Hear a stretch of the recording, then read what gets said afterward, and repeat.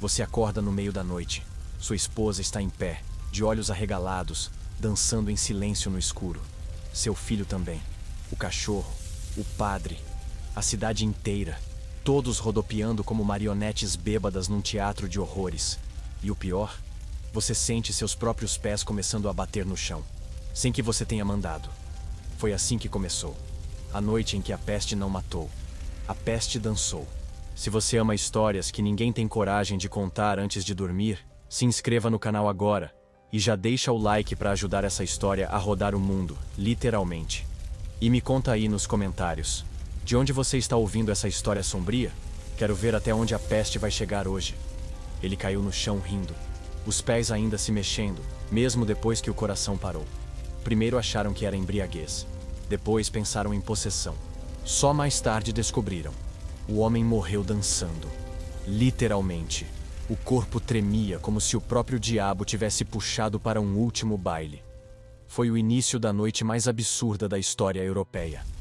Quando a peste largou o manto negro da morte e vestiu sapatos de dança. Naquela tarde, ele era só um dos tantos aldeões que viviam mais do que produziam e comiam menos do que desejavam. Um vendedor de vinho barato, sorriso frouxo e nenhuma noção de higiene bucal. A aldeia de Strasbourg não era o lugar onde as coisas aconteciam. Mas naquele verão seco, o tédio deu lugar a um espetáculo bizarro. E ele foi o primeiro bailarino. Um mártir do rebolado involuntário.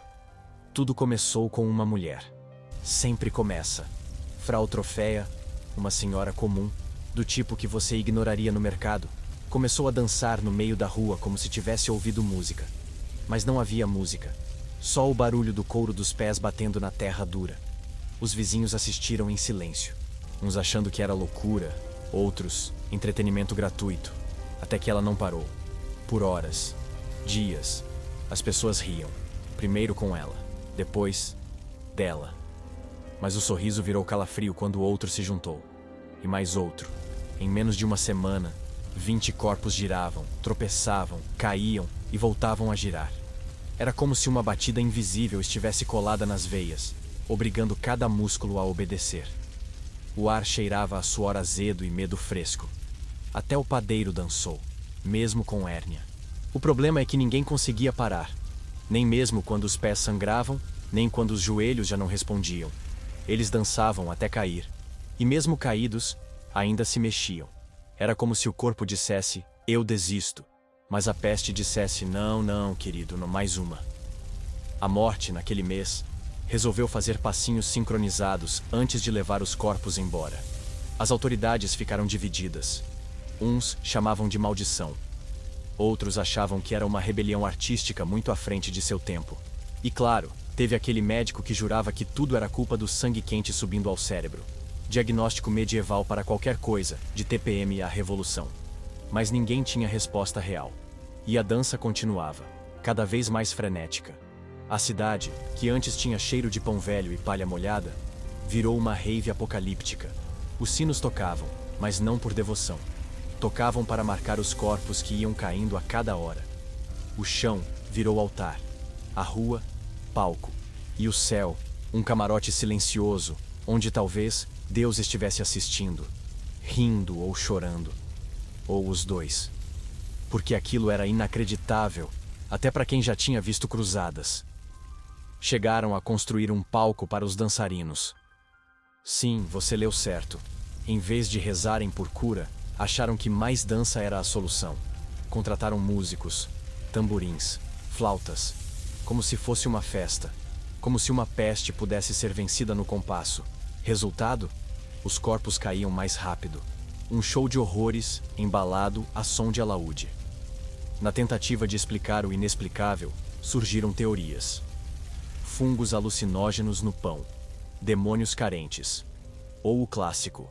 Bruxaria. Sim, sempre a bruxaria. Porque se algo estranho acontece na Idade Média, alguém certamente beijou o diabo disfarçado de bode numa colina. Mas o mais assustador é que nenhum feitiço conhecido fazia os corpos girarem com tamanha precisão. E se fosse psicológico? Uma histeria coletiva? Uma mente doente contagiando outras como uma dança da insanidade? Parece plausível, até você ver crianças de colo mexendo os pezinhos no mesmo ritmo. E o velho cego que nunca dançou na vida rodando como se tivesse nascido no samba. A lógica estava de férias. E o caos, contratado como DJ. Era a Idade Média. Ninguém sabia o que era neurônio, mas todo mundo acreditava em castigo divino com trilha sonora. A peste, cansada de apenas matar, resolveu divertir, ou punir com ironia. Um espetáculo sem roteiro, sem pausa e com ingressos pagos em dor. Aquela aldeia foi o palco. E aquele homem, o primeiro ensaio, o primeiro morto, aplaudido em pé. E se você tivesse que morrer, preferia como mártir, como guerreiro, ou como dançarino involuntário de uma ópera macabra? Comente aí. Qual seria sua última coreografia antes de cair? Um moonwalk? Um twerk medieval? Ou uma valsa sangrenta sob o olhar de Deus? Te vejo nos comentários. E cuidado, às vezes a música ainda toca. Ele caiu no altar com os braços abertos, como quem suplica por perdão. Mas os olhos dançavam. O corpo sacudia em convulsões ritmadas, como se fosse guiado por uma batuta invisível. Os fiéis fugiram. O padre correu. A estátua da Virgem Maria caiu de cara no chão. Aquele templo, antes sagrado, agora tremia no compasso de uma dança infernal. E o som continuava mudo. Só havia o rangido de ossos e o eco dos gritos que não sabiam se pediam ajuda ou aplausos. Dias antes, a igreja era o único lugar onde os dançarinos ainda não tinham invadido. Um refúgio de silêncio e esperança. 2 itens que estavam entrando em extinção.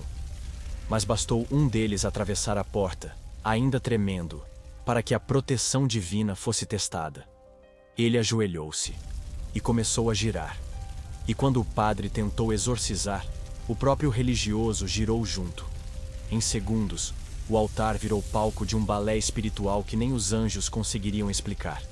O mais assustador não era a dança. Era o fato de que todos pareciam estar conscientes.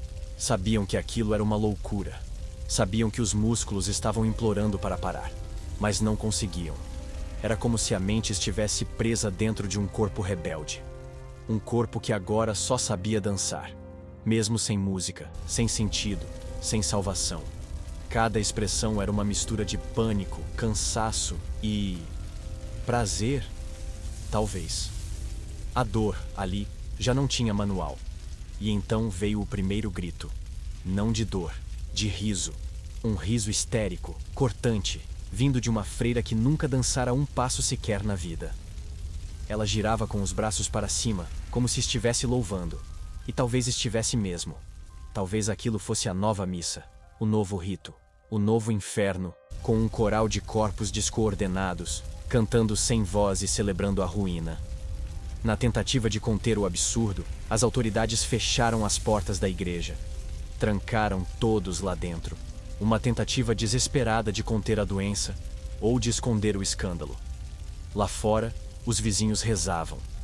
Lá dentro, eles dançavam, sem parar, como um culto pagão encenado sob o teto de santos rachados e afrescos trêmulos. A fé ali estava sendo pisoteada por pés ensanguentados. O cheiro no interior da catedral era indescritível. Suor velho, sangue fresco, velas derretidas e algo podre, algo que só a insanidade consegue exalar. Os que não dançavam desmaiavam. Os que desmaiavam eram acordados por chutes involuntários. O espaço virou uma guerra de corpos desgovernados, tropeçando em bancos quebrados, rosários arrancados e pedaços de carne deixados no caminho. Enquanto isso, nas ruas, o povo já não sabia se devia chorar ou montar arquibancada. Alguns rezavam, outros apostavam em quanto tempo cada um resistiria antes de cair, porque agora era isso, uma espécie de jogo, uma corrida invisível onde todos perdiam. Um teatro da decadência humana encenado ao vivo, e a cidade inteira era plateia e elenco ao mesmo tempo. Um mercador tentou vender botas reforçadas aos dançarinos. Disse que eram abençoadas por um monge albino. Vendeu todas. Em meia hora estava dançando também, com as botas, que escorregaram no sangue de um açougueiro que caiu de cabeça na nave central. A peste não perdoava nem o capitalismo medieval, nem as ironias. Com o tempo, surgiu o que chamaram de os iluminados. Eram os que sorriam enquanto giravam, que pareciam felizes com o castigo, que dançavam por vontade, não por maldição, ou assim diziam. A cidade começou a segui-los, a idolatrá-los, a copiar seus passos como se fossem os profetas de uma nova religião baseada no desequilíbrio. Um culto ao caos com entrada gratuita e saída, só pela morte. Os registros dizem que, naquela semana, mais de 400 pessoas foram tomadas pelo frenesi. Algumas morreram, outras simplesmente sumiram. Foram vistas pela última vez dançando em direção ao rio. Dizem que as águas começaram a girar junto com elas, como se o mundo inteiro tivesse sido envolvido por um compasso invisível, como se a realidade tivesse decidido rodar de vez. O que era para ser um surto virou uma crença, um modo de vida. Dançar era resistir, era purgar o mal do corpo, como escreveu um cronista local antes de entrar na dança e morrer com a pena na mão. A cidade havia abandonado toda a lógica. Já não se perguntava por que isso está acontecendo. A pergunta agora era: quem será o próximo a dançar? E o mais irônico, ninguém percebeu que fora da cidade, a peste não existia. Era como se aquele território tivesse sido escolhido, marcado, como se Strasbourg tivesse sido colocada no centro de um palco cósmico. E enquanto os corpos tombavam como marionetes partidas, o universo, ou algo pior, apenas observava, esperando o próximo ato. Ele dançou até o osso aparecer. Literalmente. O pé esquerdo rasgado, os dedos expostos, sangue pingando a cada giro. E mesmo assim, sorria. Foi o sorriso que mais assustou, porque naquele rosto não havia dor, nem raiva, nem desespero. Só um vazio dançante. Quando caiu, parecia um lenço molhado sendo largado. A cidade inteira assistiu. E ninguém mais teve coragem de rir. A peste agora era a dança. E a dança era a sentença. A rotina da cidade virou uma coreografia. Os sinos marcavam os turnos dos giros. As mães, sem forças para impedir os filhos, apenas os amarravam nas camas, o que não adiantava. Eles se soltavam no meio da noite e dançavam nos telhados. Os cães uivavam no compasso dos passos. E até os doentes, os que não andavam há anos, levantavam em transe. Como se a morte tivesse trocado de estratégia. Agora ela ensinava a valsa antes de levar embora. O terror não vinha da rapidez da peste, mas da lentidão. As pessoas levavam dias para morrer, dias de dança, com o corpo se desfazendo aos poucos. Primeiro os pés, depois os joelhos, depois os olhos revirando, a voz sumindo, a alma escapando por entre os giros. Era um assassinato coreografado, elegante, meticuloso, e cada novo caso era mais um espetáculo macabro, desses que ninguém quer ver, mas também não consegue parar de assistir. A cidade tentou reagir. Padres começaram a fazer procissões anti-dança. Carregavam crucifixos, entoavam salmos e jogavam água benta nas calçadas. Mas tropeçavam nos corpos e, sem querer, acabavam girando também. Um deles inventou uma oração em forma de sapateado para enganar a peste. Não funcionou. Morreu dançando com o rosário enroscado no pescoço. O diabo, se existia, estava rindo demais para parar. Alguns intelectuais tentaram interpretar o surto como metáfora. Disseram que a dança era uma representação do desequilíbrio social, que o povo girava porque já não aguentava o sistema feudal, a fome, a opressão. Um tipo de protesto inconsciente. Belo discurso. Mas foi interrompido quando o próprio filósofo começou a dançar no meio do debate, batendo palmas no ritmo das próprias lágrimas. Um monge beneditino propôs uma solução inusitada: construir uma casa onde todos pudessem dançar à vontade até expurgarem o demônio. Chamaram de Salão da Purificação. Era um celeiro adaptado, com feno no chão e grades nas janelas. Em 2 dias, virou uma prisão de corpos girando sem rumo. As paredes rangiam com os choques, e o teto desabou na primeira madrugada. Dança, agora, também matava por esmagamento. A coisa ficou tão fora de controle que inventaram cargos novos na administração pública: apanhador de dançantes, catador de sapatos perdidos, coveiro de joelho. Era o único momento da história em que um bom dançarino podia morrer e ser promovido póstumamente a mártir popular. Alguns ganharam estátuas, outros apenas buracos rasos no chão. Afinal, o show tinha que continuar. Enquanto isso, os músicos enlouqueciam. Os contratados para tocar durante os surtos não conseguiam mais dormir. Juravam ouvir os tambores mesmo em silêncio. Um deles arrancou os próprios dedos para nunca mais segurar uma flauta. Outro foi visto dançando sozinho no estábulo, pelado, dizendo que a melodia estava dentro dele. Estava sim. Era febre, alucinação e talvez poesia involuntária. No auge do desespero, começaram a surgir boatos de que a peste não vinha do inferno, mas da própria terra, que era o solo amaldiçoado, que os ossos enterrados há séculos estavam se vingando. Cavaram atrás de túmulos profanados. Encontraram esqueletos em posições estranhas, como se tivessem morrido dançando também. E aí, ninguém mais quis pisar descalço. A ironia era cruel. Quanto mais se tentava fugir, mais se dançava. Era como um loop cósmico, como aqueles filmes em que o personagem morre e acorda no mesmo dia. Só que aqui, ele morria dançando e acordava, dançando de novo. A peste não era uma entidade. Era um ciclo, um roteiro, uma peça que se encenava sozinha com elenco rotativo. E a plateia? Já não existia. Todo mundo era parte do show. A dança da morte era democrática. Pobre, rico, velho, criança, até o bispo. Sim, o bispo. Um dia antes de cair, ele fez um sermão dizendo que só os ímpios eram afetados. No dia seguinte, girava com uma batina encharcada e um olho roxo. Morreu pedindo perdão por ter falado besteira. Sua última frase foi: "Isso é mais viciante que hidromel." A cidade não chorou. A cidade dançou. E enquanto os corpos ainda giravam como folhas secas ao vento, uma pergunta sussurrava nos becos: e se isso não for uma praga? E se isso for uma escolha inconsciente? Um pacto coletivo? Um vício ancestral em perder o controle? O tipo de coisa que você começa sem saber e não consegue mais parar. Ele girou no meio da praça com a precisão de um bailarino profissional, só que usava uma máscara de bico de corvo e segurava uma bengala. Era um médico da peste, um dos últimos sãos da cidade. Ou pelo menos era. Porque naquele momento, ao dançar em círculos ao redor de um poço seco, ficou claro. Até os salvadores tinham sido convocados para o espetáculo. A peste, além de mortal, agora tinha padrão coreográfico. Esses médicos não eram curandeiros comuns. Eram homens com formação, pelo menos no que a Idade Média chamava de formação, ou seja, uma mistura de astrologia, sangrias e um medo bem articulado do desconhecido. Eles usavam roupas pretas, luvas de couro e uma máscara comprida com ervas aromáticas no bico, na esperança de filtrar o ar podre da morte. Mas nenhum traje resistia à batida invisível. Um por um, caíam dançando. O mais irônico? Eles foram chamados para conter o surto. Traziam receituários, sangradores e frases latinas de efeito. Alguns até andavam com livros abertos, tentando encontrar respostas em tratados antigos.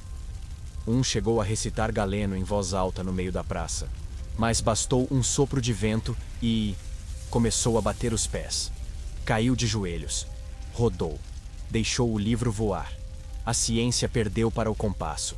A cidade agora tinha um novo tipo de dança, a dança médica. Era reconhecível pela postura ereta, os giros contidos e os braços rígidos segurando frascos. Alguns tentavam lutar contra os espasmos, usando as bengalas para se apoiar. Mas aos poucos, também viravam marionetes. Um deles foi visto tentando prescrever lavanda, enquanto fazia moonwalk na porta do convento. Outro, diagnosticando alguém com peste bubônica enquanto girava sobre os próprios vômitos. As crianças riam, imitavam os doutores dançarinos, amarravam máscaras de papel nos rostos e brincavam de ser o médico que não para. O que era assustador virou lúdico, e o lúdico, mortal, porque algumas dessas crianças começaram a dançar de verdade, e nunca mais pararam. A linha entre brincar e sucumbir virou uma corda bamba, e todos andavam nela com os olhos vendados. Com o tempo, os próprios médicos passaram a defender que a dança era uma forma de cura. Diziam que o corpo precisava extravasar os humores em desequilíbrio. Tradução: já que não podiam conter, que virasse terapia. Instituíram sessões de dança controlada. Reuniões onde os doentes podiam girar com consciência. Montaram salões, colocaram música. Sim, eles colocaram música. E foi aí que a coisa desandou de vez. Porque com música, a dança ganhou ritmo. E com ritmo, ganhou mais força. O que antes era aleatório agora tinha refrão, batida e até cadência. Os corpos respondiam mais rápido. Era como se a peste tivesse encontrado seu parceiro ideal, a partitura. Os médicos, no desejo de domar o monstro, acabaram alimentando-o. E a cidade virou um musical onde a plateia sempre morria no final. Os registros dizem que alguns dançavam por mais de uma semana. 7 dias sem comer, sem dormir, sem parar. Alimentados apenas por caldo ralo e uma força que não vinha deste mundo. Os pés viravam carne viva. Os olhos, poços secos. Os ossos se deslocavam com estalos que pareciam palmas tortas. E mesmo assim, o corpo insistia, girava, tremia, suava, morria, mas dançando. A elite, claro, tentou se proteger. Abandonou a cidade, mandou cartas dizendo que os dançarinos que fiquem com suas piruetas demoníacas. Mas não adiantou. Um nobre foi visto dançando sozinho no jardim de sua mansão, usando uma coroa torta e dizendo que era o rei da coreografia. Um servo tentou segurá-lo. Morreu com uma sapatada no peito. A peste agora tinha hierarquia. Quem dançava melhor, morria por último. No meio desse caos, surgiu um homem. Um estrangeiro. Diziam que vinha do Oriente. Que tinha olhos de âmbar e um sorriso imóvel. Ele não dançava. Apenas observava. Ficava parado nos cantos, anotando tudo. Quando perguntavam seu nome, respondia: "Sou apenas o escriba da música." Ninguém sabia de onde veio, nem para onde foi. Mas onde ele pisava, a dança aumentava. Talvez fosse um deus, ou algo pior. A presença dele criou uma nova superstição, que tudo aquilo era uma peça, que o mundo havia virado palco, e que, para sobreviver, era preciso ser um bom ator, dançar bem, fazer a plateia cósmica aplaudir. Começaram a surgir escolas de dança, instrutores, avaliações. Uma mulher morreu ao ser vaiada durante um solo improvisado. A peste agora julgava. E enquanto os médicos desmaiavam nos becos, com máscaras rasgadas e frascos quebrados, a cidade não queria mais ser curada. Queria dançar melhor. A morte virou aplauso. A insanidade, prestígio. E a peste, uma artista exigente, que ensaiava seus passos com precisão cirúrgica e cobrava cada erro com um túmulo. O menino caiu de costas no chão da taberna, os olhos fixos no teto, o corpo paralisado. Mas os dedos ainda se mexiam. Lentamente, como se estivessem dedilhando um piano invisível. E o mais inquietante, o ritmo era perfeito. Era como se ele ouvisse uma música que ninguém mais podia escutar. E talvez ouvisse mesmo. Porque naquela noite, toda a cidade dançava no mesmo compasso. E ninguém sabia quem era o maestro. Durante semanas, tentaram entender de onde vinha o ritmo. Não havia músicos nas ruas. Não havia sinos. Só os passos. E eles se sincronizavam com perfeição assustadora. Uma criança tropeçava ao mesmo tempo que uma freira girava. Um homem sangrava o joelho no mesmo momento que outro caía em outra esquina. A dança tinha uma ordem. Mas a ordem vinha de lugar nenhum. Era como se algo muito antigo estivesse regendo por trás da realidade. Alguns diziam que era o diabo. Outros, um deus antigo que cansou do silêncio. Um grupo mais filosófico propôs que a própria terra vibrava em luto, e o luto se manifestava em dança. Mas ninguém conseguia explicar por que todos os corpos obedeciam ao mesmo compasso, mesmo sem saber. Mesmo contra a vontade. Era como se existisse uma sinfonia subterrânea, silenciosa e irresistível. Um boato começou a circular, de que havia alguém, ou algo, escondido nas sombras. Um regente invisível, que caminhava entre os becos, dedilhando cordas invisíveis, comandando os corpos como marionetes. Um dos dançarinos, antes de morrer, sussurrou. Ele estava lá, no alto da torre, tocando um violino, feito de ossos. Ninguém confirmou, mas ninguém duvidou. Um velho cego disse ter sentido a presença dele. Ele não tem cheiro nem som, só peso. Quando ele passa, o ar muda. Foi ignorado, até o dia em que desapareceu. Restou só sua bengala, girando sozinha no chão de terra batida. E ninguém ousou tocá-la, porque tudo que girava sozinho agora era suspeito de estar possuído pela dança. Os sonhos também mudaram. Muitos relatavam sonhar com partituras, mas as notas eram feitas de sangue, as claves de olhos. Alguns acordavam com os braços mexendo sozinhos, outros já girando na cama. Um padeiro matou a esposa sufocando-a com um movimento de dança. Disse que era parte da coreografia. Foi enterrado com os pés amarrados. Começaram a aparecer desenhos nas paredes, círculos concêntricos, figuras humanas contorcidas, símbolos que nenhum estudioso reconhecia. E o mais bizarro, se você os observasse por tempo demais, sentia vontade de girar, como se fossem instruções hipnóticas deixadas por esse maestro invisível. Como se a cidade estivesse sendo regida como uma partitura viva. Um artista tentou reproduzir a cena. Pintou o maestro invisível com tinta negra sobre pergaminho branco. Era só uma silhueta. Braços erguidos, mãos longas, cabeça sem rosto. A pintura foi queimada horas depois, porque a vila inteira começou a dançar só de olhar para ela. O artista morreu sorrindo, com as mãos congeladas numa reverência. Dizem que foi aplaudido, por ninguém. A loucura não era mais só física. Era coletiva, psíquica, cultural. Os moradores começaram a organizar turnos de dança. Guardas cronometram a resistência de cada um. Grupos se formaram para disputar quem caía mais tarde. A peste deixou de ser doença. Virou esporte, ritual, tradição. E como toda tradição medieval, envolvia sangue e gente tropeçando. Os que tentavam escapar simplesmente não conseguiam. Ao cruzar os limites da cidade, seus corpos travavam. Os pés não obedeciam. Os ossos doíam. Era como se a dança tivesse cercado a cidade como uma neblina grudenta. Uma prisão sem muros. Uma sinfonia que não aceitava fuga. E a única liberdade que restava era dançar bem. Uma mulher jurou ter ouvido o maestro sussurrar no ouvido dela. Disse que a voz era doce, quase humana. Dança comigo só mais uma vez, ele disse. Ela dançou por 6 dias. Morreu no 7º, com um sorriso nos lábios e os dedos em posição de flauta. O corpo dela ainda se mexia quando foi enterrado. E o caixão nunca ficou parado no túmulo. E se o maestro nunca tivesse ido embora? E se ele estiver só esperando novos dançarinos? A cidade pode ter virado ruína, mas a partitura, dizem, ainda está sendo escrita.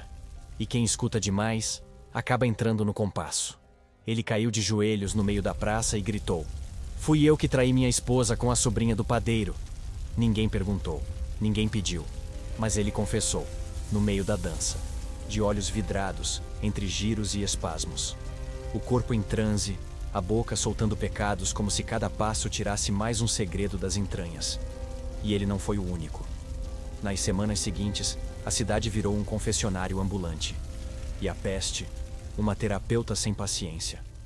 As pessoas começaram a acreditar que a dança era castigo divino. Que os giros arrancavam os pecados como se fossem carrapatos grudados na alma. Não havia absolvição, só exposição. Um velho confessou ter roubado um sino da igreja, enquanto batia palmas e girava em círculos. Uma senhora revelou ter envenenado o próprio marido e dançava com os olhos marejados, como se pedisse desculpas a cada movimento. Os padres aproveitaram. Subiram em barris, gritaram sermões e diziam que aquilo era o juízo final em versão dançante. Que Deus tinha decidido não mandar fogo, nem dilúvio. Só uma playlist eterna de castigos coreografados. Chamavam de dança do arrependimento. E começaram a vender indulgências para quem quisesse parar de dançar mais rápido. Claro, ninguém parava. Mas os padres lucravam. Alguns tentaram se redimir publicamente. Um casal se amarrou a um poste e gritou seus pecados para toda a vila. Traições, mentiras, furtos, tudo. Acreditavam que assim escapariam da dança. Funcionou por 12 horas. Até que os dois começaram a balançar, mesmo amarrados. Os joelhos tremiam, as mãos batiam no poste. A culpa parece tinha pernas próprias. Houve quem achasse bonito. Diziam que era a alma limpando os próprios sapatos antes de partir. Outros, mais cínicos, começaram a usar a dança para acusar vizinhos. Se ela está dançando tanto assim, Com certeza fez coisa pior que eu. A aldeia virou um reality show de moralidade torta. Um Big Brother medieval, onde quem suava mais, provavelmente havia transado com alguém que não devia. Teve também quem não aguentasse a pressão. Um rapaz confessou que havia matado o irmão por causa de um porco. Gritou no meio da praça, caiu no chão e parou de dançar. Parou mesmo. Morto. De olhos abertos, com um sorriso aliviado. A cidade o reverenciou como o único que dançou até a redenção. Fizeram uma estátua dele. Depois, ela começou a girar sozinha. Derrubaram a estátua no dia seguinte. A dança virou uma penitência social. E quem dançava menos era suspeito.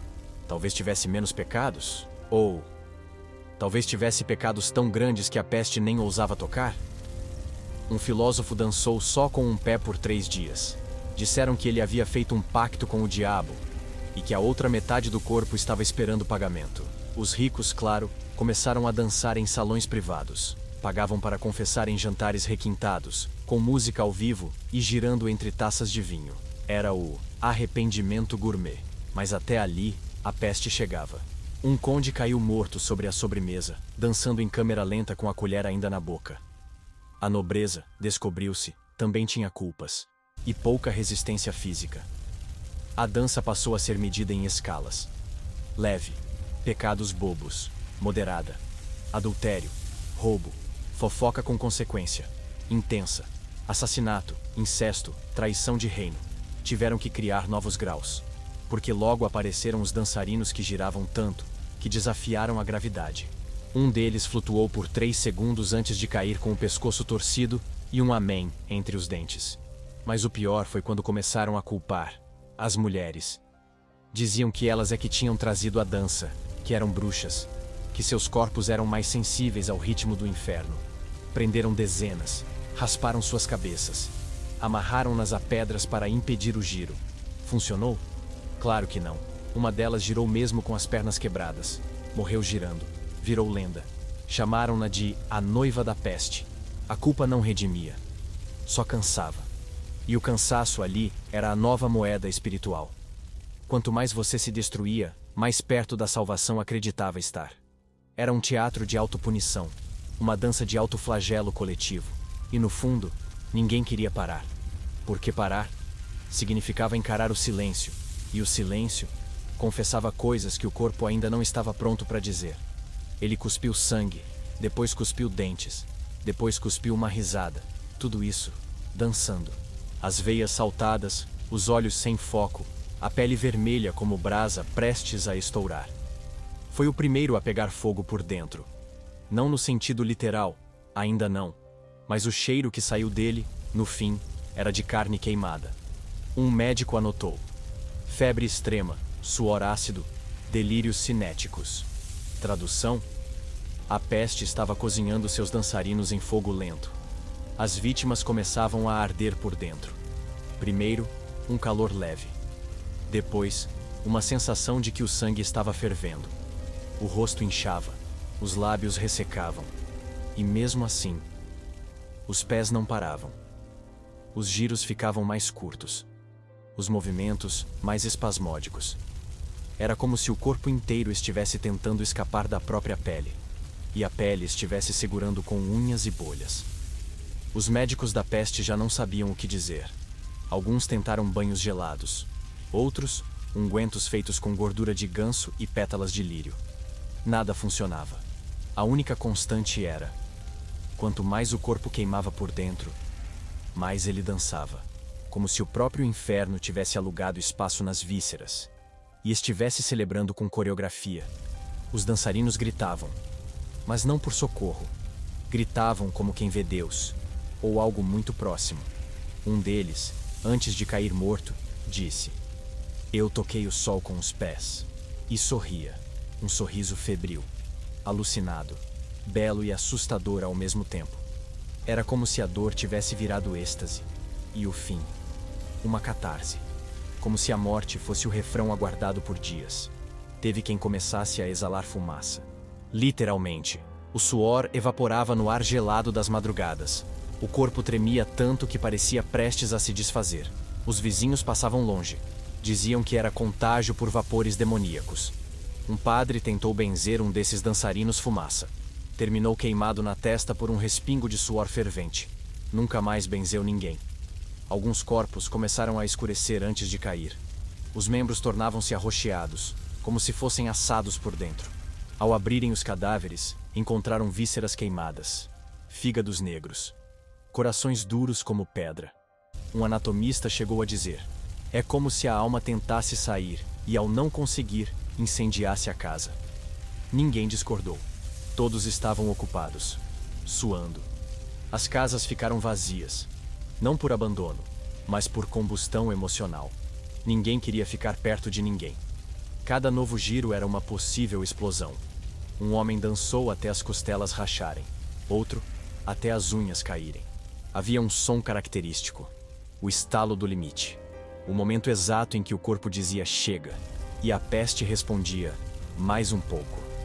As mães tentavam proteger os filhos molhando seus pés com panos gelados, dando água com barro, cantando canções de ninar enquanto os corpos giravam no berço.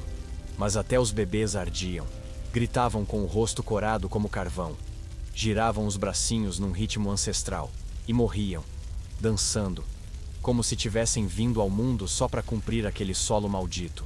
O chão da cidade virou uma sopa de suor e sangue, escorregadio, quente, fedido. As fezes se misturavam com o medo, porque sim, dançar também fazia o corpo soltar. Ninguém queria falar disso, mas os becos fediam como latrinas dançantes. O fim era grotesco, doloroso e ainda assim ritmado. O horror tinha batida. O pior foi quando os corpos começaram a se mexer depois de mortos. Não por muito tempo, mas o suficiente.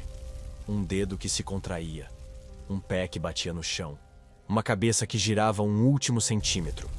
Alguns diziam que era resquício nervoso, outros que era o maestro invisível dando os aplausos finais, ou puxando para o bis. Os dançarinos ardiam, e a cidade fingia que ainda podia controlar. Criaram zonas de calor, onde os contaminados podiam morrer juntos. Amontoaram corpos quentes em salões escuros, e ali, a dança era feroz. Um último carnaval da decadência. Um incêndio sem chamas. Um espetáculo que não precisava de luz, só de suor. E mesmo com tudo isso, ninguém ousava dizer que era o fim. Porque o fim implicava silêncio.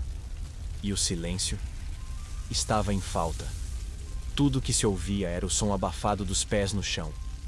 O ritmo que vinha de dentro. E uma certeza que ninguém dizia em voz alta. A peste. Agora era parte do corpo. Ele gritava como se estivesse sendo esfolado vivo. Mas o som saía, ritmado. A cada 3 gritos, um giro. A cada giro, um estalo de articulação. O corpo inteiro vibrava como um tambor maldito. E o mais bizarro, os outros começaram a gritar igual. Um coro de gemidos sincronizados tomou a praça central. Não havia música, só dor em compasso. E foi ali que a peste ganhou algo novo. Uma trilha sonora. No início, ninguém percebeu. Eram só ruídos soltos, gente chorando, gemendo, bufando de dor. Mas um dia, um homem bateu o pé no chão 3 vezes antes de cair. E outro repetiu. Depois veio uma mulher que urrava entre piruetas. E em segundos, o caos ganhou cadência. A cidade, sem querer, estava compondo uma canção de sofrimento coreografado. Uma ópera orgânica, sem maestro e sem pausa. Os músicos oficiais piraram. Diziam que a harmonia era real, que havia padrões, que os gritos tinham escalas e os estalos, tempo. Um arpista chegou a escrever a Sinfonia dos Gemidos Involuntários. Morreu antes de terminar. Dizem que a partitura desapareceu. Ou pior, que foi completada por alguém que não era deste mundo. As igrejas, por sua vez, começaram a tentar competir. Tocavam sinos incessantemente para abafar os sons dos dançarinos. Mas falhavam. O sino soava falso perto da batida natural dos corpos em agonia. Era como comparar um playback mal feito com um grito de verdade. A fé tentava ensurdecer a peste, mas a peste tinha pulmões. Teve quem dissesse que os gritos estavam hipnotizando, que bastava ouvir por tempo demais para sentir as pernas tremendo. Um menino surdo começou a dançar só sentindo as vibrações do chão. Um cego rodava perfeitamente em sincronia com os gemidos. A cidade havia se transformado em um tambor humano, e os muros, em caixas de ressonância. As ruas ecoavam. À noite, parecia que a cidade estava respirando. O vento levava os urros para os campos vizinhos. Fazendeiros diziam que o gado não dormia mais, que as ovelhas giravam sozinhas no pasto. Até as corujas mudaram o canto. Tudo parecia reagir àquele novo tipo de som. Um som orgânico, perverso, encantador. A peste agora era música ambiente. Com os sons vieram os ritmos. E com os ritmos vieram as danças temáticas. A valsa do suicida, o flamenco da penitente, a mazurca dos condenados. Cada nome dado a uma variação nova de espasmo. Virou moda batizar os estilos de morte. Um artesão gravava as sequências em madeira, como se fossem partituras dançantes. Foi encontrado morto, abraçado à própria obra. As mãos ainda batiam no compasso. Teve até concurso. O Festival dos Últimos Gritos. Jurados avaliavam intensidade, originalidade e sincronia. O prêmio? Um dia inteiro sem dançar. Só que ninguém conseguiu recebê-lo. Porque todos os finalistas morreram no palco. Um deles com um sorriso aliviado. Outro com a mandíbula quebrada pelo próprio grito. Foi um sucesso de público. Os gritos também serviram para confissões coletivas. Alguns recitavam pecados no ritmo do sapateado. Outros gritavam nomes de quem odiavam. Um homem morreu gritando: "Me perdoa, Adelaide!" 46 vezes. A mulher, Adelaide, morreu 2 dias depois, gritando: "Agora eu perdoo." O romance mais doentio da Idade Média. Os animais enlouqueceram. Cachorros uivavam sem parar. Cavalos corriam em círculos até morrerem exaustos. Galinhas botavam ovos enquanto rodavam. O som da peste não era apenas humano, era universal. Uma frequência maldita que o próprio solo parecia ter absorvido. E ninguém mais conseguia ouvir o silêncio. O silêncio agora era ameaça. Teve quem cortasse as próprias orelhas. Achavam que, se não ouvissem, não dançariam. Não funcionou. Um homem sem orelhas rodou por 4 dias, sangrando pelos lados da cabeça. Outro enfiou cera fervente nos canais auditivos. Morreu rindo. Disse que finalmente tinha ouvido a música de dentro, e que o maestro tinha voz de mulher. E se os gritos fossem só o início? E se a peste estivesse só ensaiando a primeira canção de um repertório infinito? A cidade já não pedia socorro. Estava compondo. E quando a dor vira arte, o fim perde o sentido. Ele acordou com as próprias mãos o estrangulando. Não por raiva, não por suicídio, por ritmo. As mãos tremiam como se estivessem batendo palmas sozinhas, dançando sem corpo. Tentou contê-las, amarrá-las, escondê-las entre as pernas. Nada adiantou. As mãos tinham autonomia. E naquele dia, se rebelaram. Quando morreu, os dedos ainda batiam nos azulejos. Sincronizados, precisos, como se dissessem: o show continua. Era o novo estágio da peste, a independência dos membros. Os braços se agitavam sem comando. As pernas tremiam enquanto a cabeça chorava. As mãos batiam ritmicamente em mesas, paredes, no próprio rosto. Era como se cada parte do corpo tivesse virado um instrumento autônomo. A orquestra da decadência. E ninguém mais era maestro de si mesmo. Alguns tentaram cortar os próprios dedos. Um padeiro demente arrancou o polegar com os dentes. Achava que assim pararia de bater o pão em compasso com a peste. Morreu em silêncio. Mas o polegar continuou tremendo por 3 horas. Um garoto foi enterrado com as mãos amarradas. 2 dias depois, o caixão se movia. Abriram. As mãos batiam uma contra a outra, como se estivessem ensaiando aplausos. As mães começaram a amarrar os filhos desde cedo. Usavam cintos, lençóis, rosários. Não para impedi-los de sair, mas para conter as mãos, porque os braços sabiam o caminho da dança antes das pernas. Começava com um tamborilar no joelho, depois no chão. Depois, a criança girava. Era como se as mãos fossem o alarme da condenação, e ninguém sabia desativar. Os apaixonados começaram a usar luvas de ferro. Diziam que assim podiam se tocar sem correr o risco de começar a dançar. Casais se beijavam com os punhos fechados. Um deles morreu se abraçando. As mãos se entrelaçaram e começaram a girar juntas. Rodaram até os ossos se quebrarem. Foram enterrados assim, em looping. O amor também tinha ritmo. A vila criou um novo código de medo: o barulho das palmas solitárias. Se alguém ouvia um bater de mãos no escuro, já era tarde. Uma mulher surda foi queimada por ter o hábito de bater as mãos ao andar. Acharam que era um ataque precoce da peste. Ela tentou explicar, mas as mãos tremiam demais. E naquela época, explicações que tremem não convencem. Os ladrões aproveitaram. Fingiam ter mãos dançantes para distrair as vítimas. Batiam palmas falsas, giravam objetos, roubavam moedas. Mas a peste, sempre irônica, começou a atingi-los de verdade. Um dos maiores batedores de carteira foi encontrado rodando com as mãos presas às bolsas que roubou. Os dedos recusavam-se a largar. Virou escultura pública. Chamaram de a justiça giratória. Alguns corpos perderam as mãos. Elas simplesmente se soltavam. Como se dissessem: cansei desse hospedeiro. Médicos encontraram membros amputados batendo sozinhos nas mesas. Um deles tentou conversar com uma mão. Dizem que ela respondeu, em linguagem de palmas, e que ele entendeu. Nunca mais falou com ninguém. Teve uma noite em que as mãos da cidade inteira bateram ao mesmo tempo. Uma sincronia espontânea, como um aplauso gigantesco. O som ecoou pelos campos. Os vizinhos acharam que era um terremoto, mas era só a cidade celebrando, ou implorando, por fim. O estrondo foi seguido por silêncio. E então, os pés recomeçaram. As mãos viraram código, ritual.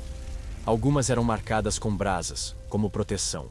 Outras eram enterradas sozinhas, como oferendas.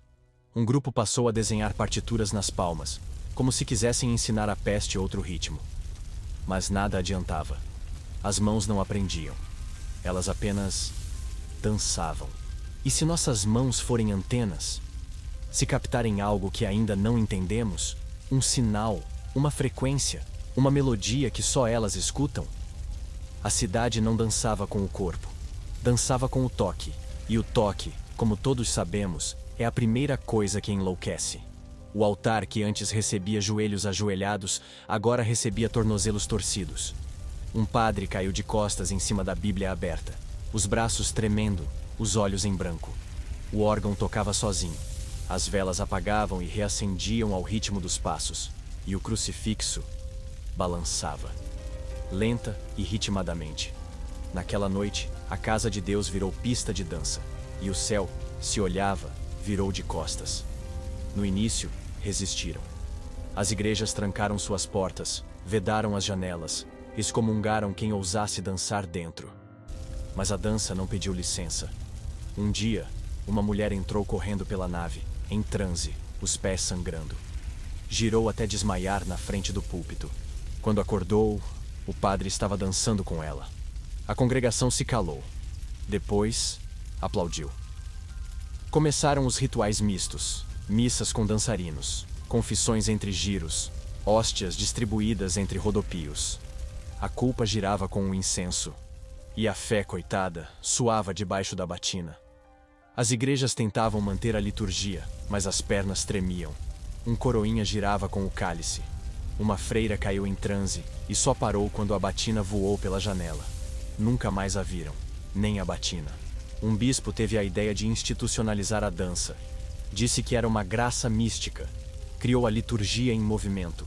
Um sermão inteiro dançado, com passos coreografados e gritos ensaiados. Foi sucesso total. Até ele cair morto no meio de um plié. Bateu a cabeça na pia batismal e morreu batizado pelo próprio sangue. A plateia chorou. Depois, dançou em volta do corpo. O chão da catedral começou a ceder. Eram muitos corpos, muitas quedas, muito suor. As tábuas apodreciam sob o peso do frenesi. Um dia, o púlpito afundou. Literalmente. Virou um buraco negro de torsos girando. Alguns dizem que viram mãos tentando sair de lá. Outros, que foram puxados por algo que dançava mais rápido que todos. Os vitrais estilhaçaram. Não por vandalismo, mas por vibração. As paredes pulsavam como um tambor sagrado. A luz que entrava pelos buracos tremeluzia como uma discoteca do apocalipse. Um velho monge disse que era o Espírito Santo rodopiando em agonia. Foi interrompido por uma cadeira que voou no meio do surto. Morreu citando salmos. E tremendo. Começaram a pintar novos santos, santos que dançavam, que sorriam em meio ao caos. Um deles segurava uma lira, outro, uma taça. A religião adaptava-se, como sempre. E logo surgiram fiéis que diziam que a dança era um teste divino, que quem dançasse com fé seria salvo, que os corpos em espasmos eram o novo sacramento, e os gritos, o novo latim. A heresia virou moda, a doutrina virou improviso. Um grupo começou a evangelizar através do sapateado. Rodavam pela cidade com crucifixos giratórios. Cantavam hinos em ritmo de tambor. E morriam sorrindo. Um deles foi enterrado de pé, como sinal de prontidão para a próxima dança divina. A lápide dizia: Deus me pegou no passo certo. Aos poucos, ninguém mais rezava de joelhos, só de pé, e dançando. As velas acompanhavam os giros. Os cânticos viravam lamentos melódicos. A fé não era mais estática. Era uma rave espiritual. E Deus, se ainda ouvia, devia estar confuso. Porque o que ele recebia agora era um culto com sapateado e sangue. A música que não existia parecia mais audível dentro da catedral. Alguns diziam ouvir harpas, outros, tambores. Um rapaz cego dançava com precisão absurda. Disse que via notas flutuando no ar. Morreu entre dois bancos, rodando sobre si mesmo. Ajoelhar agora era blasfêmia, ficar parado, heresia. As igrejas viraram clubes, os clubes, cemitérios. E os cemitérios, pistas silenciosas. Tudo girava. A arquitetura tremia. A fé se adaptava ou era engolida. Porque a dança não perdoava a tradição. Ela entrava, rodava, derrubava, e ia embora deixando só o som de passos, ou ossos. E se Deus nunca tivesse pedido nada disso? E se no fundo ele também estivesse tentando parar de dançar? Eles morreram abraçados, girando. Os corpos colados, os rostos suados, os olhos fundos ainda buscando um ao outro. Um último beijo no meio do giro. E fim. Foram encontrados no chão da taberna, enrolados um no outro como se tivessem sido amarrados pelo próprio destino. Não houve carta, nem promessa, nem despedida. Só suor, sangue e um rodopio eterno. Porque na noite em que a peste dançava, até o amor precisava sapatear. No início, parecia romântico. Casais rodopiando juntos, de mãos dadas, tentando transformar a tragédia em valsa. Alguns dançavam como se estivessem num casamento apocalíptico. Trocavam juras entre passos trôpegos. Gritavam, "Eu te amo", enquanto caíam de joelhos. Mas logo descobriram. O amor não suavizava nada. Só fazia doer em par. Teve casamento coletivo no meio da praça. 7 casais girando em volta do padre. As alianças escaparam dos dedos. A noiva caiu primeiro. O noivo a segurou. E dançou com ela nos braços até os dois desabarem como flores secas no outono. O padre chorou. Depois, girou também. A bênção virou espetáculo. A cerimônia, coreografia e o até que a morte os separe virou piada.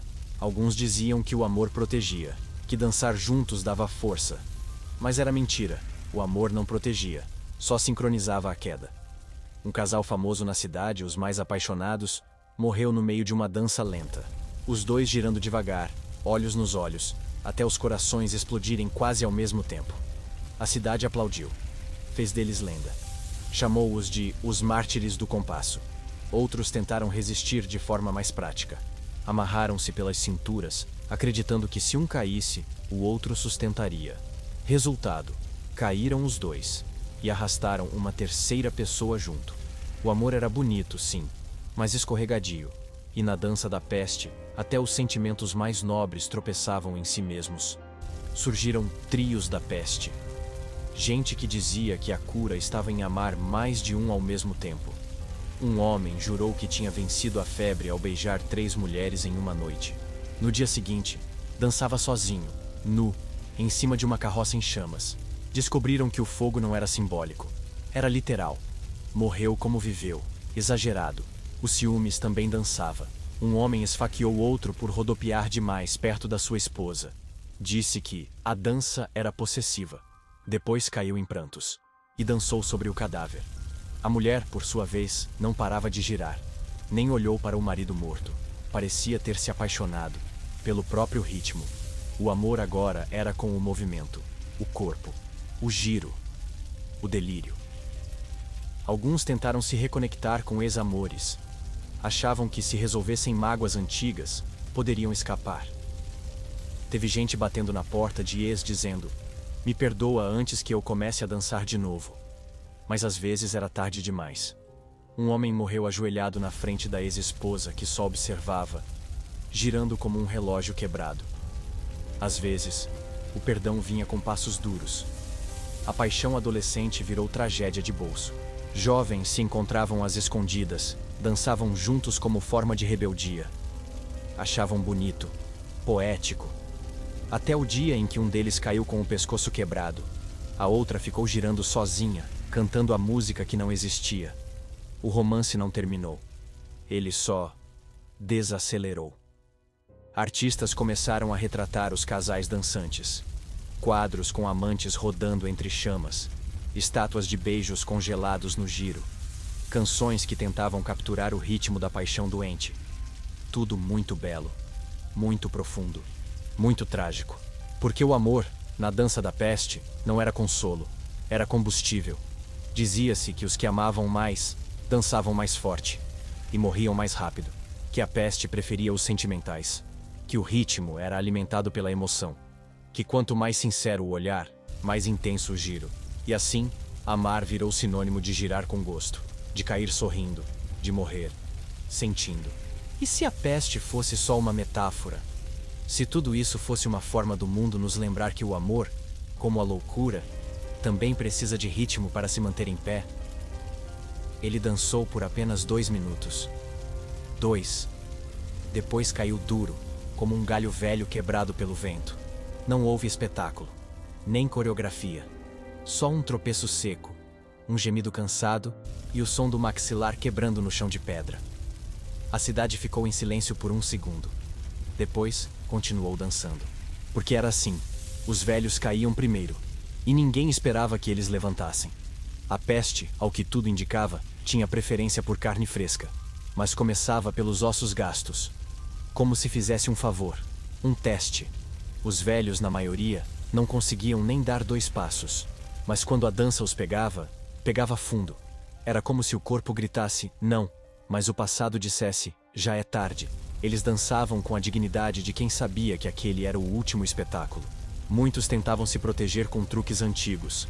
Chás de urtiga, rezas em latim, bolsos cheios de alho, rezas feitas de costas. Um tentou amarrar os próprios pés com corrente de poço. Não adiantou.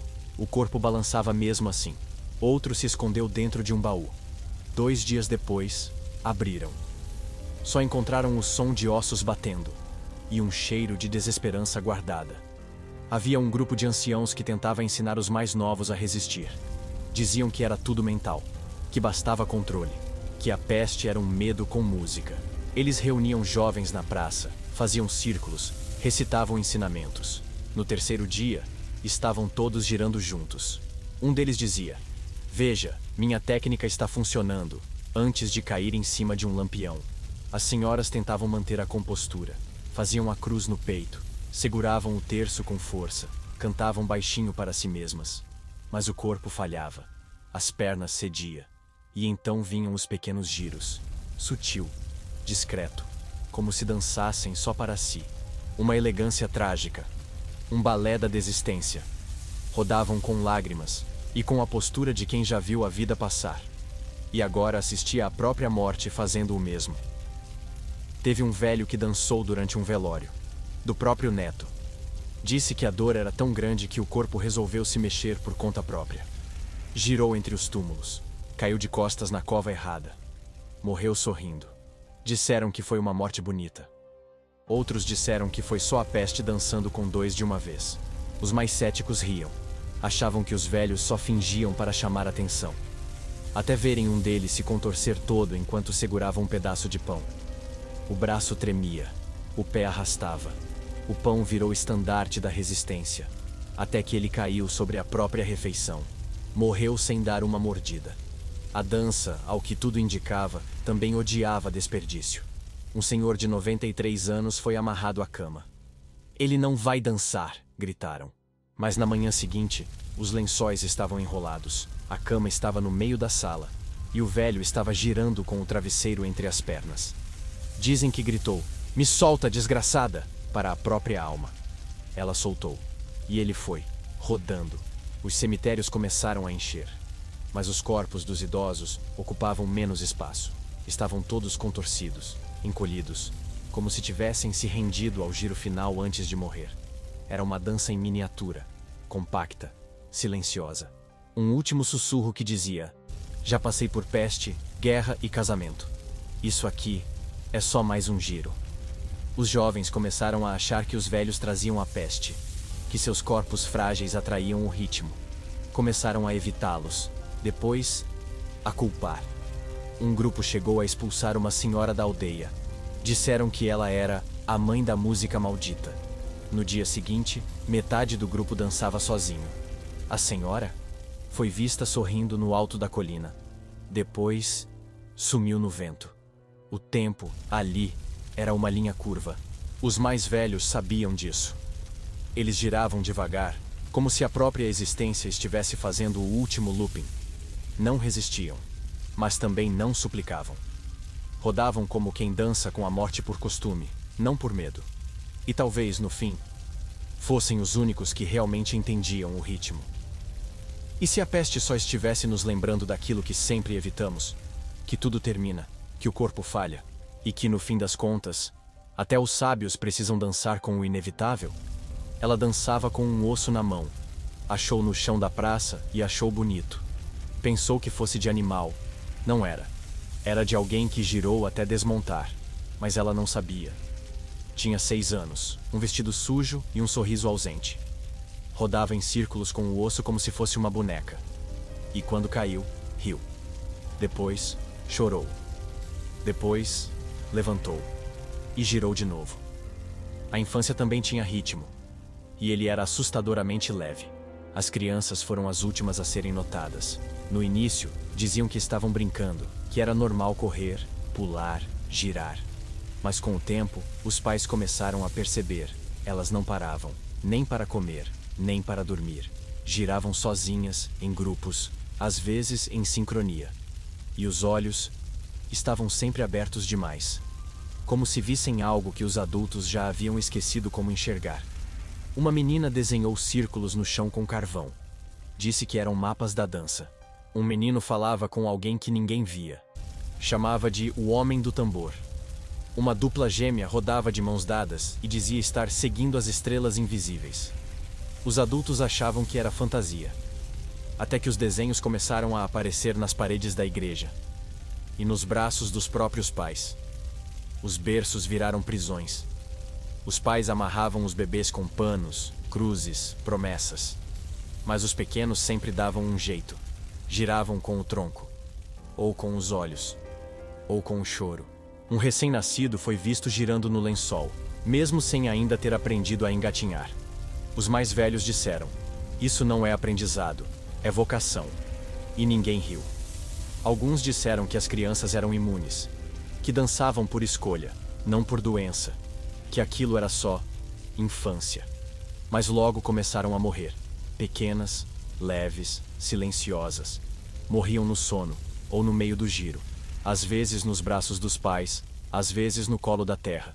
E mesmo depois de mortas, ainda pareciam prestes a levantar. A infância não conhecia fim, só pausa. Os professores tentaram ensinar o silêncio. Levavam as crianças para a escola e diziam: "Fiquem paradas." Resultado: um surto coletivo. 30 pequenos girando ao mesmo tempo, recitando o alfabeto em espiral. A lousa caiu. A professora desmaiou. Um deles escreveu no chão, com o próprio sangue: "A dança é a única lição que resta." E tinha 7 anos. Teve criança que virou profeta. Um menino cego dizia prever quem ia dançar em seguida. Acertava com precisão absurda. Ela, amanhã. Ele, daqui a pouco. Você, já tá girando por dentro. Um dia, o menino foi visto rodando na chuva, sorrindo de braços abertos. Disse: "Agora eu também posso ver." E caiu. Nunca mais falaram com ele. Só ouviram o som de passinhos leves na lama. Os brinquedos mudaram. As bonecas passaram a ser enterradas com flores. Os carrinhos eram arrastados em círculos até virarem sucata. Um grupo de meninos inventou um jogo: quem girava mais sem cair. O prêmio era um pedaço de pão mofado. A derrota, uma noite amarrado. As regras foram escritas com carvão. Hoje, estão emolduradas como relíquia. Um lembrete de que a insanidade também brinca. Os pais começaram a esconder os filhos. Cavavam buracos, fechavam sótãos, trancavam armários. Mas as crianças davam um jeito. Escapavam, dançavam no escuro. Rodavam em silêncio. Uma menina foi encontrada dançando sozinha dentro de um poço seco. Disse que estava conversando com os outros de baixo. Quando puxaram, o poço estava vazio. A cidade criou uma nova função: silenciador de pequenos. Homens pagos para impedir que as crianças dançassem.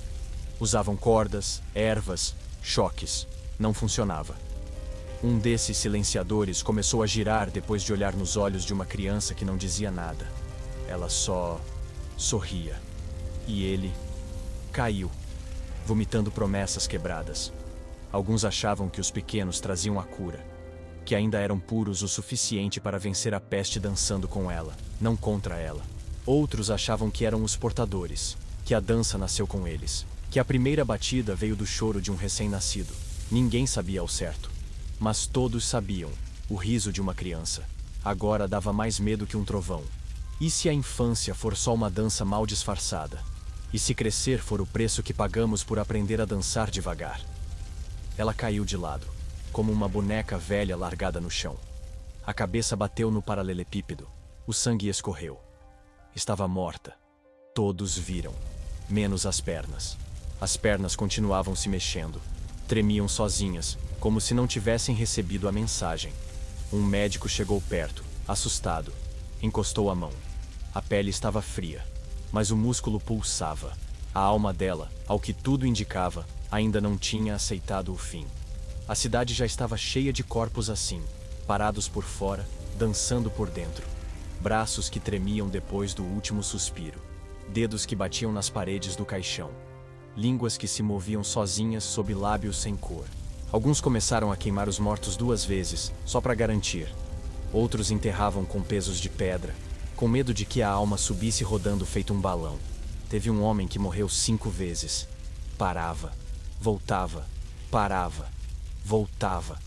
O coração falhava, a respiração sumia, mas o corpo nunca deixava de se mover. Os médicos chamaram de síndrome do fim incompleto. O povo chamava de maldição da alma teimosa. A mulher dele dizia apenas: ele sempre foi ruim de encerrar conversa. E chorava. Alguns passaram a acreditar que a peste não matava, só separava o corpo da alma. E que a alma, liberta, continuava dançando por conta própria.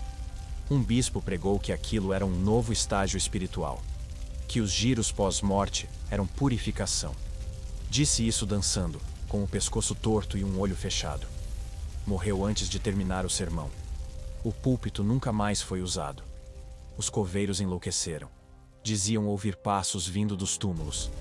Batidas suaves, como palmas abafadas pela terra.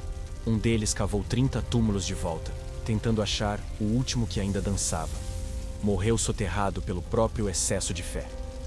A pá que usava ainda gira na chuva até hoje. Os corpos eram amarrados, cortados, empalados, afogados, queimados. Mas sempre havia movimento. Um soluço, um tremor, um suspiro fora de hora. E o mais assustador, às vezes, os olhos voltavam. Só por um segundo. Um último olhar vazio, como se a alma, lá no fundo, ainda pedisse: mais uma rodada. Alguns começaram a conversar com os mortos. Acendiam velas, colocavam música, diziam: dança só mais uma vez, depois eu deixo você ir. E funcionava. O corpo tremia. Rodava uma última vez. Caía. Silêncio. Era uma nova forma de velório. Um balé de despedida. Um ritual onde o fim precisava ter ritmo para ser aceito. Teve quem tentasse gravar as danças pós-morte. Usavam carvão, tinta, palavras. Um cronista descreveu o giro de uma moça com tanta precisão que, ao ler o texto, 3 pessoas começaram a suar e bater o pé. O manuscrito foi queimado. Mas a dança ficou. O que se escreve sobre ela, dizem, também pulsa. A cidade não sabia mais diferenciar vivos de mortos. Todos tremiam. Todos suavam. Alguns só estavam mais quietos. Um homem viveu 2 semanas com o corpo em coma, mas os dedos tocando flauta invisível. Outro foi velado com aplausos porque ainda se mexia. A linha entre a vida e a dança era cada vez mais borrada. Chegaram a criar um termo novo: os continuantes. Eram aqueles que, mesmo depois do fim, insistiam em rodar. Viraram lenda. Vivos ou mortos, ninguém mais sabia. Diziam que alguns nunca parariam, que rodariam pelas florestas, pelas colinas, até o fim dos tempos, e se tornariam ritmo puro, existência em movimento. A peste não queria matar, queria transformar, queria arrancar a alma pela sola dos pés e colocá-la para girar até que ela esquecesse de onde veio. Era uma reinvenção do ser, uma dança de esvaziamento, uma libertação imposta. E no fim, a alma sempre aceitava. E se todos nós estivermos só esperando isso, que o corpo pare, para que a alma possa enfim dançar sozinha? O céu clareou pela primeira vez em dias. Um raio dourado atravessou a névoa e bateu bem no rosto de uma mulher caída. Era a promessa de esperança, mas o corpo dela ainda tremia. Os olhos estavam abertos, vidrados no céu, e as mãos batiam lentamente contra o chão, como se o nascer do sol fosse apenas mais um compasso. A luz chegou, mas ninguém parou, porque a peste não dançava no escuro. Ela dançava no silêncio. A cidade tinha esquecido o tempo. Os relógios não marcavam mais nada. As badaladas confundiam-se com gemidos. As noites se fundiram com os dias, mas o sol ainda existia. E naquele amanhecer, todos esperaram que algo mudasse, que a luz curasse, que o calor espantasse a febre, que o mundo real acordasse. Mas tudo que o sol fez foi iluminar melhor o horror. Viram os rostos, os pés rasgados, as marcas de corda, o sangue seco nas bocas. Tudo que a noite escondia, o sol revelou com brutal honestidade. Não havia milagre, não havia recomeço. Só uma coreografia contínua sob uma nova iluminação. Era como assistir um pesadelo em alta definição, com trilha sonora de ossos e sussurros. Alguns chegaram a aplaudir o sol. Ajoelharam, pediram perdão, abriram os braços como girassóis em desespero. Um deles gritou: "Agora sim, ele nos vê!" E começou a dançar mais rápido. Morreu com a testa afundada no batente da porta da igreja. O sol seguiu nascendo, impassível, inútil. Os animais fugiam da luz. Os cães se escondiam em buracos. Os gatos uivavam. Até os pássaros deixaram de cantar. Era como se o mundo natural tivesse entendido antes. A luz não detém a loucura, só deixa ela mais visível. Um cavalo foi visto girando em plena luz do dia até cair. O dono tentou tapar os olhos dele. Acabou pisoteado. Foi enterrado ao meio-dia. Os que estavam trancados saíram de casa. Acreditavam que o surto havia acabado com a madrugada. Mas a luz revelava dançarinos por toda parte. Nas sacadas, nos telhados, dentro dos poços. Alguns giravam com sombras projetadas longas, distorcidas. A dança, sob o sol, parecia mais ritualística, mais solene, mais definitiva. Teve quem tentasse usar o calor do dia como remédio. Banhos de sol, orações voltadas para o leste. Um homem desenhou um círculo com espelhos para refletir a praga de volta para o céu. Morreu torrado, com a pele em bolhas. O espelho que usou virou relíquia. Dizem que reflete apenas quem já está condenado a girar. Os médicos não sabiam mais o que dizer. Antes culpavam a noite. Agora diziam que era a luz que despertava o demônio interior. Um deles tapou as janelas da própria casa e só saía à noite. Foi encontrado dançando nu sob a lua, dizendo que a escuridão perdoa, mas o sol exige. Morreu abraçado a um poste, com os olhos virados para cima. Alguns grupos decidiram que o sol era cúmplice da peste. Começaram a cultuar a sombra. Erguiam tendas, pintavam o rosto de preto, cobriam os olhos. Diziam que dançar à luz era blasfêmia. Preferiam girar às cegas. E assim, as praças se dividiram. Os dançarinos solares e os noturnos. Uns queimavam, os outros se perdiam no escuro. Ninguém vencia. Teve quem tentasse fugir da cidade ao amanhecer. Corriam pelos campos com os pés descalços, acreditando que a luz do sol era a fronteira. Mas mesmo longe, os corpos paravam, tremiam e começavam a dançar de novo. A peste não obedecia aos mapas, nem às sombras, nem ao sol. Ela obedecia apenas à vontade de continuar. E quando o sol se pôs, todos perceberam. Ele não veio resgatar. Veio só assistir, iluminar a queda, ser testemunha dourada de um povo que girava até cair. A luz era só uma plateia sem aplauso, um refletor impiedoso. E o fim ainda não tinha chegado. E se a luz não for o contrário da escuridão, mas só uma forma mais nítida de perceber que estamos dançando no abismo? Ele ficou em silêncio o tempo inteiro. Não dançou, não tremeu, não sorriu, só escrevia. Sentado no topo de uma torre quebrada, com um manto puído, os dedos manchados de tinta e os olhos fundos como poços, diziam que era surdo. Outros, que não tinha alma, ele apenas observava, como se assistir à loucura fosse o único antídoto. E registrava cada giro, cada queda, cada grito, como se cada palavra fosse uma estaca cravada no peito da peste. O escriba apareceu do nada. Ninguém sabia seu nome. Alguns diziam que era um monge expulso. Outros, um sobrevivente de outra aldeia. Um boato dizia que ele havia dançado por 100 dias e depois, parado. Não curado. Só, cansado. E então decidiu contar. Cada cena. Cada morte, cada delírio, escrevia em pergaminhos que nunca acabavam, e o mais estranho, os papéis nunca rasgavam, mesmo quando molhados de sangue ou suor. A torre onde ele escrevia virou lugar sagrado, ninguém subia, era a regra. Alguns tentaram, sumiram, dizem que ele os escreveu para fora do mundo. Um garoto que espiou por uma fresta disse que o homem não escrevia com tinta, mas com sombra, e que cada letra piscava por um segundo antes de se fixar, como se a própria história resistisse em ser contada. O escriba não comia, não dormia, só escrevia. Às vezes murmurava, mas ninguém entendia. Um surto coletivo de dançarinos tentou invadir a torre para ver a última página.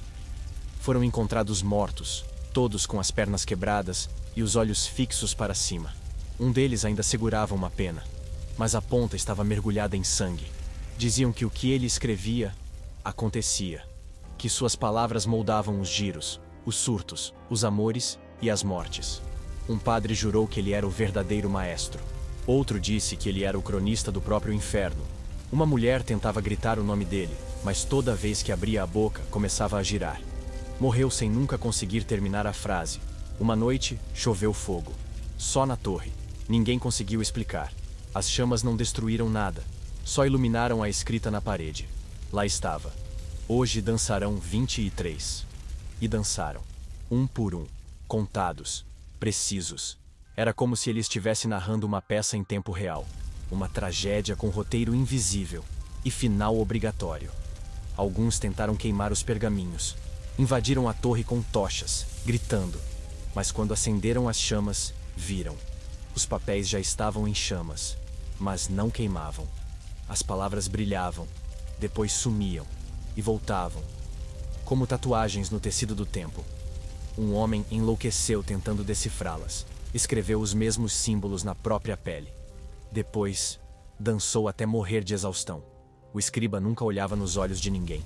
Alguns achavam que, se olhasse, a pessoa dançaria na hora. Um mercador subiu para oferecer vinho em troca de respostas. Desapareceu. Meses depois, uma carta foi encontrada no campo, com sua caligrafia. Ele me olhou, e agora estou escrito. A tinta era sangue. A assinatura, ilegível. As crianças faziam desenhos dele, sempre com olhos fechados, sempre com penas no lugar das mãos. Alguns dos desenhos sumiam da parede depois de dias. Outros começavam a tremer, como se o papel quisesse dançar também. Uma menina disse que ele era o contador que nunca dorme. Ninguém ousou discordar. Um velho bêbado tentou subir até o topo da torre, gritando: "Você escreve com as lágrimas do mundo." Caiu de costas e morreu sorrindo. No dia seguinte, o escriba escreveu uma linha: "Hoje, até os bêbados me entendem." A cidade tremeu. Literalmente. As pedras racharam, os sinos caíram. A peste sorriu. E se toda tragédia só existe porque alguém está escrevendo sobre ela? E se no fim das contas, a peste não nasceu de um vírus, mas de uma frase mal colocada? E se o mundo, meu caro, for apenas o rascunho de um escritor que dança? Eles reconstruíram a praça, taparam os buracos, limparam o sangue, ergueram estátuas novas, pintaram flores onde antes havia pegadas tortas, mudaram os sinos de lugar. Tudo novo, tudo fresco, tudo quieto. Mas na primeira noite, os sinos começaram a girar sozinhos, sem vento, sem corda, só giravam. Porque a peste, além de cruel, era vaidosa, e ela detestava ser esquecida. A geração seguinte dizia que aquilo nunca aconteceu, que a dança era a invenção de velhos bêbados, que não havia registros, que os corpos eram metáforas. Os livros sumiram, os pergaminhos desapareceram. O escriba, ninguém mais mencionava. Era como se o mundo tivesse acordado de um pesadelo coletivo e decidido fingir que sonhou sozinho.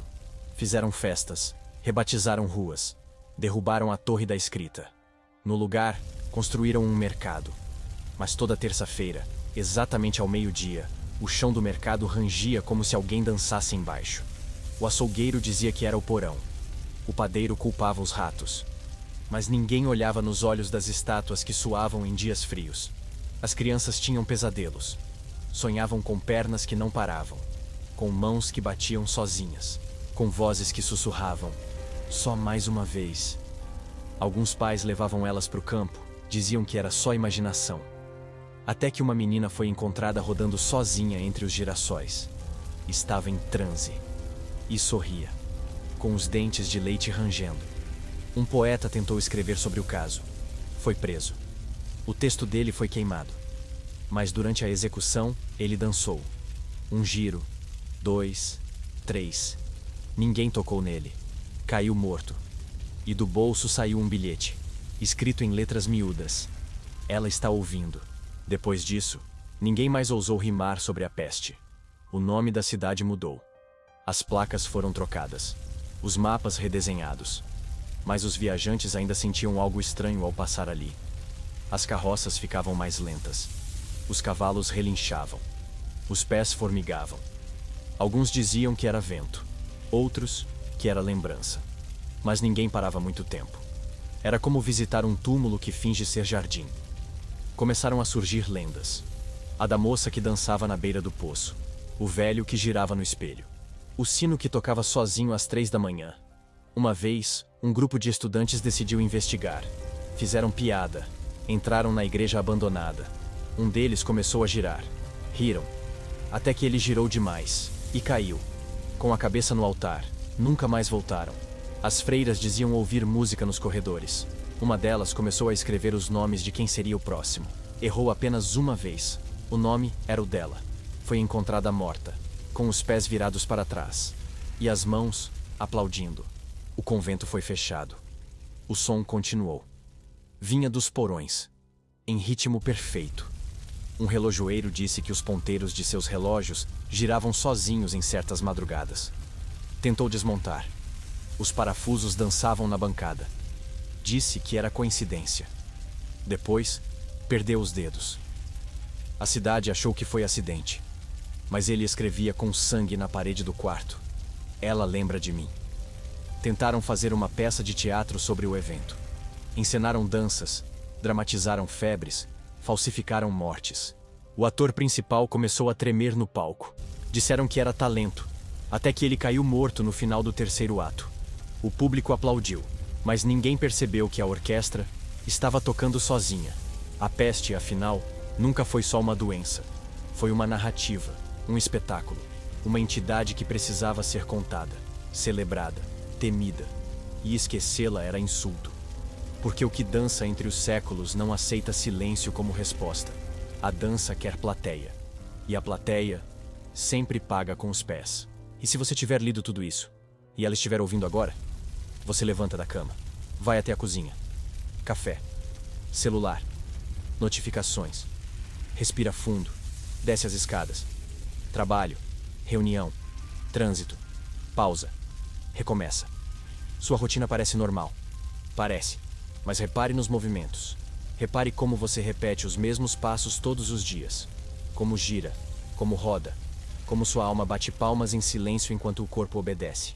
Isso não é dança? E se a peste nunca foi febre, mas repetição? E se ela nunca sumiu, só trocou de palco? Porque hoje ninguém gira em praças, mas nas telas, nos boletos, nos likes, nos mesmos caminhos, com os mesmos medos. A peste talvez tenha aprendido a disfarçar, e a dança virado hábito. Uma coreografia moderna onde a música é o relógio. Você acha que está no controle, mas já tentou parar de dançar? Já tentou sair do ritmo? Dizer não à próxima reunião? Ao próximo e-mail? Ao próximo pensamento que você repete há anos? O corpo treme, não é? O pé balança. A ansiedade vem. Porque a peste moderna não vem com espasmos. Ela vem com a necessidade de continuar. Ela se esconde nas frases prontas. É só uma fase. Estou ocupado. Faz parte. Ela vive no tô bem automático. No vamos ver que nunca vê. A peste adora quem tem medo de parar. Porque parar exige escutar. E escutar exige silêncio. Mas o silêncio, como vimos, é o que mais assusta. Teve gente que dançou até o fim e nunca percebeu. Morreu achando que estava vivendo. Acreditou que trabalhar até cair era força, que correr sem parar era propósito, que se movimentar era o mesmo que caminhar. Mas há diferença. Uma é escolha, a outra é vício. A peste se alimenta dos que não sabem mais distinguir. Os antigos rodavam no chão, nós, na cabeça. Os antigos tremiam as pernas, nós, o juízo. Mas a sensação é a mesma. O corpo não obedece. A alma está cansada e o mundo gira. Você gira junto, não por vontade, mas por hábito, por medo, por costume. E o pior, chama isso de vida. Dizem que a cidade ainda existe, que os becos antigos voltam à tona em noites muito silenciosas, que a peste dança em outros lugares agora, mais limpos, mais digitais, que os giros são invisíveis, mas reais, e que o maestro ainda rege. Mas com toques de celular, com notificações, com a ansiedade de quem nunca está onde está. Há quem diga que a peste deixou de matar e começou a drenar, aos poucos, minuto por minuto, um giro por vez, um pensamento repetido, um preciso ser produtivo dito entre dentes. Hoje, a peste não tira a vida, tira a presença, tira o agora, tira a dança que você escolheria e deixa só a que foi imposta. Você ainda acha que está lendo um conto? Uma crônica de uma aldeia esquecida? Ou já se deu conta de que conhece cada passo desse balé moderno? Porque a peste dançante não avisa. Ela só entra. E quando você percebe, já está no meio do giro. E cair, nesse caso, não é desabar no chão. É seguir rodando, achando que está indo para frente. Mas há um truque. Sempre há. A peste odeia olhos atentos. O maestro odeia perguntas. O giro quebra quando alguém diz: "Isso faz sentido?" A música falha quando alguém silencia de verdade. Então, se ainda tem dúvida, tente parar. Agora. Fique parado. Respire. Escute. E veja o que seu corpo faz. Se ele tremer, você já sabe. E se você já estiver dançando? E se isso tudo, esse roteiro, essa história, esse vídeo, for só o espelho? E se agora você estiver ouvindo o ritmo? Algumas histórias não acabam. Elas continuam dentro da gente, girando, cutucando, esperando. E a noite em que a peste dançou é uma delas. Porque enquanto houver gente exausta, correndo sem saber para onde, ela vive. Em cada repetição, em cada silêncio negado, em cada passo automático. Talvez a peste nunca precise voltar. Porque no fundo, ela nunca foi embora. Agora me diga nos comentários, em que momento da sua vida você percebeu que já estava dançando? Sem música, sem vontade e sem saber por quê?